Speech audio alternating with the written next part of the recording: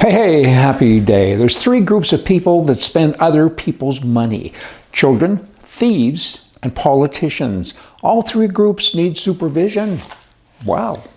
We can't afford these people, can we? I tell you, it's kind of getting worse every day. Let's look at California, the left coast.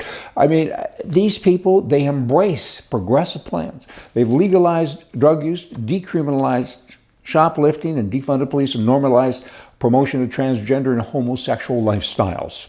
Do you agree with that stuff that they're doing? Do you agree with it? Most people don't. All the polls show that upwards to 85% of people disagree with what this government is doing, but it just doesn't matter because they're in power. Then they come up with another poll and say, that poll's wrong. Polls are for dogs and strippers. And I understand that, but sometimes you have to be influenced a little bit when you see the masses of the great unwashed complaining so much on the streets, in the bars, in the restaurants, at home. California, wow, I gotta tell you, here's a good one for California, another new law. If your car's broken into, you have to go to court and prove that you did not lock the door or that you did lock the door, one or the other. And if you prove that you didn't lock it, then you're guilty. The guy that stole the car, he's in the clear if your car was unlocked. Can you believe this kind of stuff? Even the jury gets to talk to you, or listen to you rather, and the defense gets to talk to you and cross-examine you. Are you sure? He's going to muddle you up. Are you sure you locked your car? I don't think your car was locked. I got a witness who walked by and saw the little thingamadoos sitting up there. And ha-ha, I think it's your fault. You're kidding me, right? It's true, only in California. These people are totally insane. It's legal to steal. You can go into a store, and I think it's $980 or something. Anything more than that, you're a crook. Anything up to that, you're fine. It's kind of like a donation to a politician. They're honest up until they get this much from you, blah, blah, blah. You know the drill, and it's crazy. It's bizarre. Wow. And then you got California people that are leaving. 40% of all the taxes paid in California come from 1% of the people. 1%. And those people are leaving.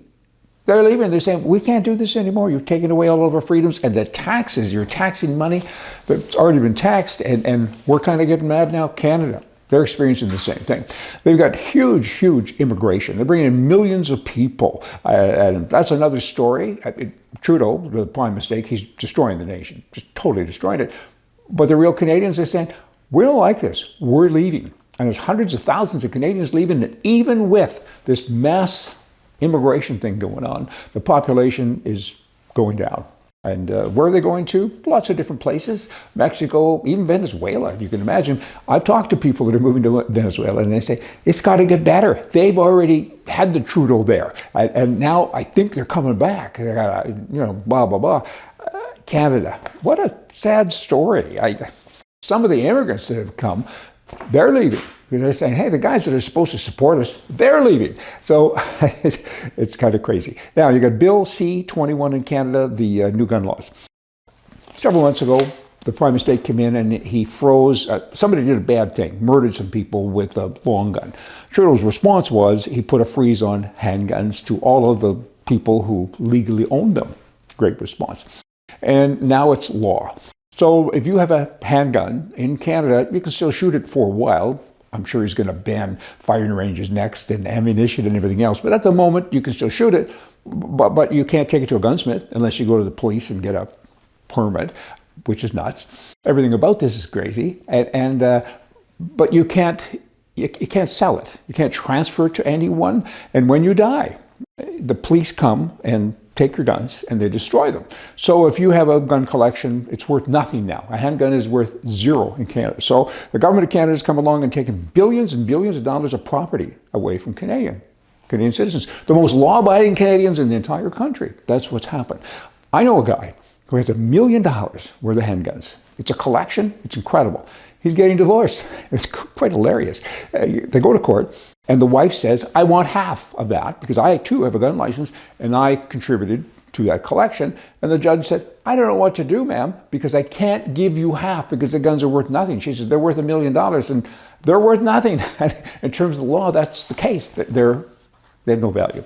So what's going to happen? Will the new government fix it? I don't know, but the guns are still there for the moment. I mean, people have them in the basement, I guess. But Will this get better? One can only hope that there'll be some sanity here somewhere along the line. You know, time and time again, some politician seeks to put up a gun law that they claim is absolutely essential because of armed criminals. It seems that restricting our rights will somehow restrict the actions of people who have no respect for the law because they're criminals. Duh. Hey, y'all, come back. See ya.